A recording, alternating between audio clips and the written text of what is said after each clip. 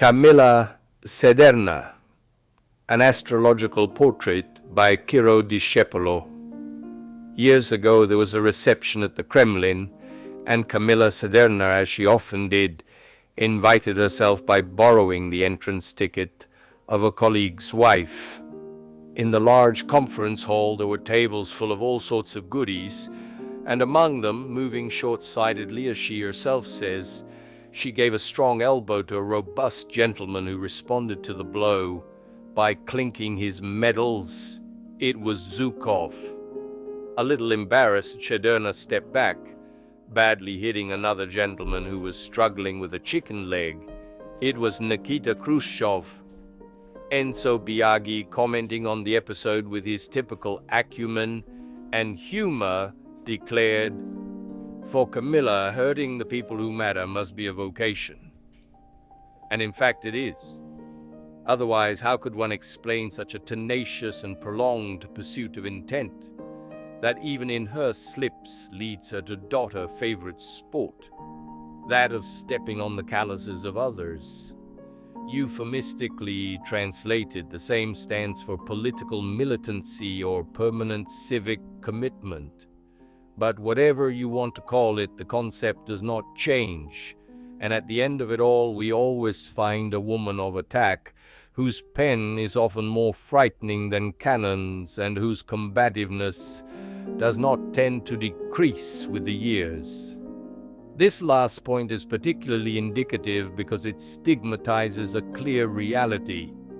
If, with the becoming of mature age, the energies are not withdrawn from the outside to be reabsorbed by the ego and the social commitment tends to remain at constant levels, if not even increasing, it is a sign that to pilot this unusual situation, there can only be a vocation, as Biaggi suggests. The case lends itself to a necessary reflection given the subject we are dealing with.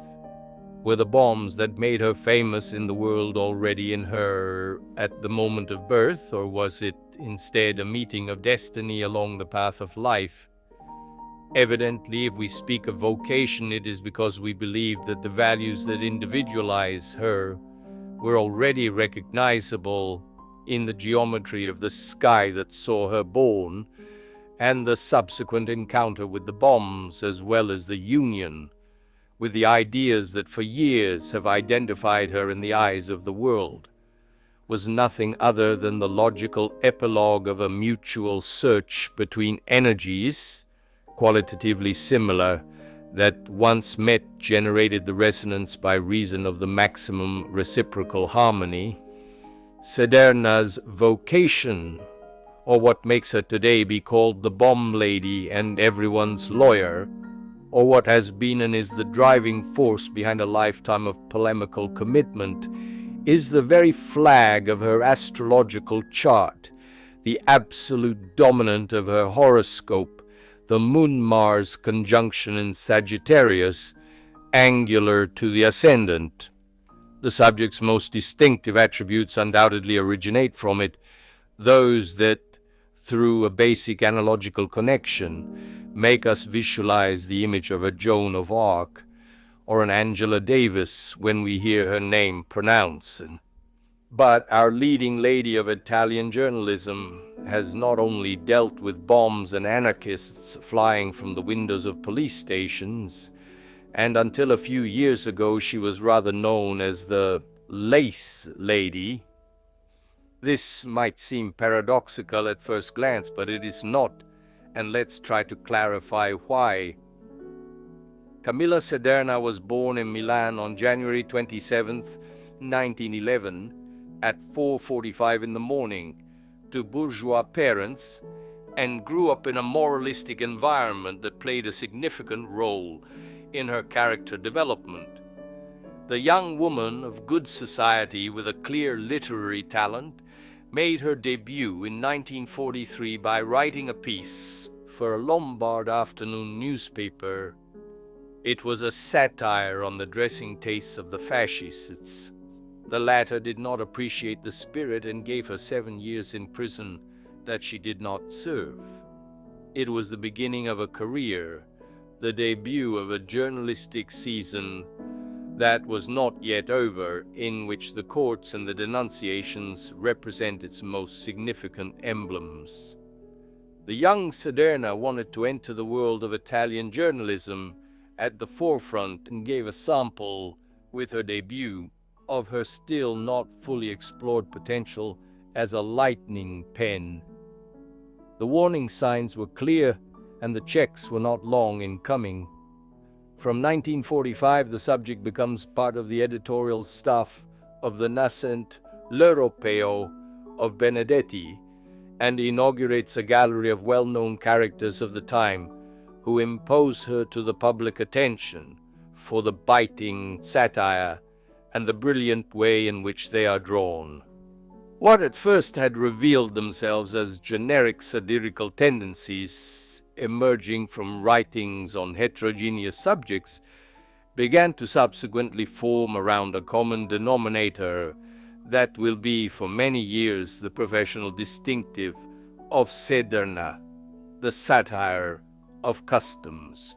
Thus was born the character of Countess Pelletier de Belmini, who, like Moravia's Lady Godiva in the pages of the Corriere della Sera, acts as a vehicle for the fantasies, but not so much such, that make the subject concoct stories of receptions in which the ladies of Milan's high society attend with leopard fur skirts, honey-colored hair, and zebra gloves. They are wide-angle images similar to certain Polanski fish-eye scenes of a society whose discordant notes are intended to be magnified through the optical aberration of perspectives. This type of caricature is successful, and later the individual pieces will be collected in a volume. Signori e signore, noi siamo le signore, la voce dei padrone, le pervestite, and Maria Callas.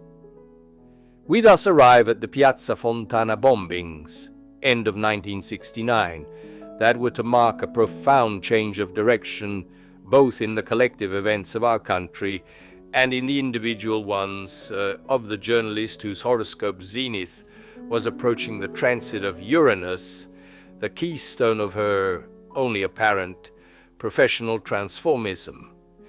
Uranus, star of sudden metamorphoses, touching the medium coeli in Libra, channeled the underlying polemical charge existing in the subject and finalized it in the direction of social egalitarian commitment, spokesperson of musketeeristic instances, clearly visible in the values of Sagittarius, ascendant Moon and Mars, and Libra, 10th field. This is why it was said before that Cederna's vocational values were only activated by the contemporary and subsequent events to 1969, and not created by the events themselves, since in her already existed the germ of that political commitment that was to later become her banner. The simultaneous presence in that year of Jupiter in the 10th field of the horoscope in question was to sanction the success of the transformation operation in progress, a success that, as often happens when Jupiter is at the top of the theme, has a 12-year cycle. Thus was born an unprecedented Cederna, a forerunner of a certain type of journalism against the grain. Let's not forget that those were the years in which even the left opposed only a lukewarm dissent to the thesis of the anarchist bombers, later taken up by many parties even if on minor tones. But let's return for a moment to the astrological dominant of his birth chart, the Moon-Mars conjunction in Sagittarius in the natal Iset. The same can be the interpretative key of the whole being, the cusp of maximum vibration, and at the same time the most significant pole. It essentially indicates two things: courage and aggressiveness. The two attributes, in our opinion, cannot be separated, because courage means, first of all, breaking the ice, breaking the stasis, overcoming inertia, all things that require an excess of energy, an exuberant vitality that most of the time is also made of aggressiveness. The Moon-Mars conjunction, not by chance, expresses both. Let's dwell on this point for a moment. An astrological value of courage at the ascendant, that is to say, at the point that says about us what we appear to others, is equivalent to paying tribute to the adjective of courageous before anyone else to those who possess it. And there seems to be no doubt about the fact that Cederna is courageous, even in the opinion of her enemies. From the fascist conviction of 1943 to the last complaint for contempt of the head of state for the book Giovanni Leone, La carriera di un presidente, Feltrinelli publisher, we find a long list of citations, complaints, court appearances, personal attacks, etc. Regardless of one's political beliefs, it seems that one cannot ignore the fact that Camilla Cederna has always risked herself personally and exposed herself in a country where, as Sergio Saviani once said in Bontà Loro, the figure of the critic is scarce, and where people seem rather sick with populism. Aggressiveness, the other side of the coin, has, in the case of the subject, very specific colors that come from as many horoscopic facts. First of all, it is aimed, as indicated by the opposition Moon-Mars/Pluto between the first and seventh houses, towards events and people of great importance in the international firmament, apart from Pinelli, Valpreda, Calabresi, Feltrinelli, Pasolini, Leone, and other well-known people. It has also dealt with the massacre in which Sharon Tate was killed, the Ted Kennedy scandal, and numerous other important international events, always with the same polemical, critical spirit.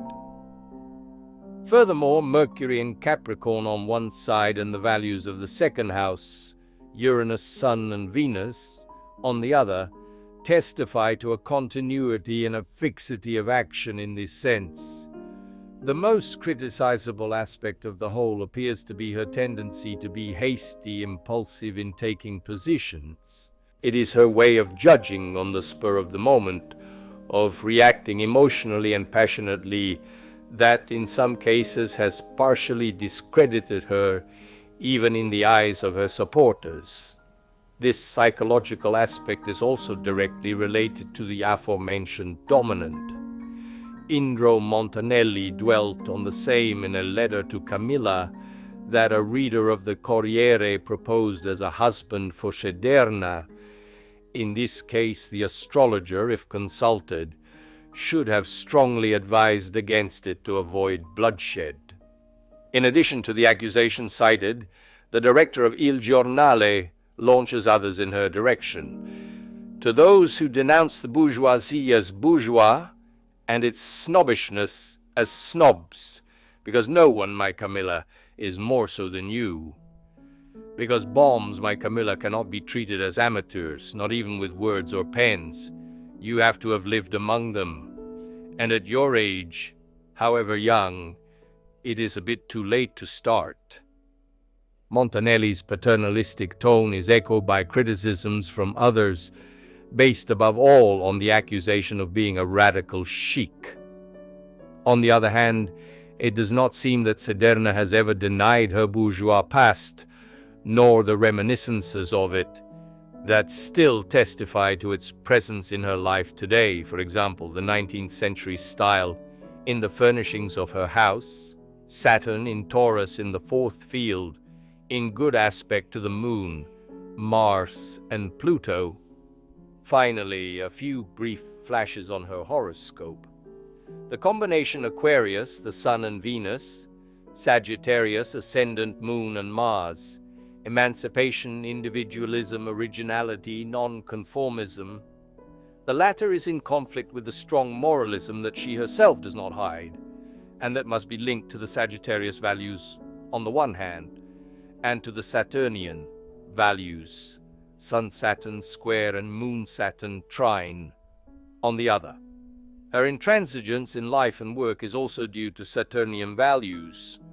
The Sun in the second house, trine to the medium coeli, and the Jupiter-Mercury sextile testify to the economic success of her work, with greater emphasis on her writings.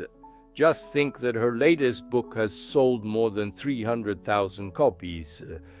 Love is not very present in the chart, given the strong combative nature already described, and which does not lend itself to the creation of a happy relationship life. For the next few years, the stars advise her to be more cautious and to have less exposure on the front line, since more than one planetary transit suggests trials due to hostility and a lower possibility of defense in general. The chronicles will tell us later that she will be condemned for the book on President Leone. Ciro Discepolo, many years ago.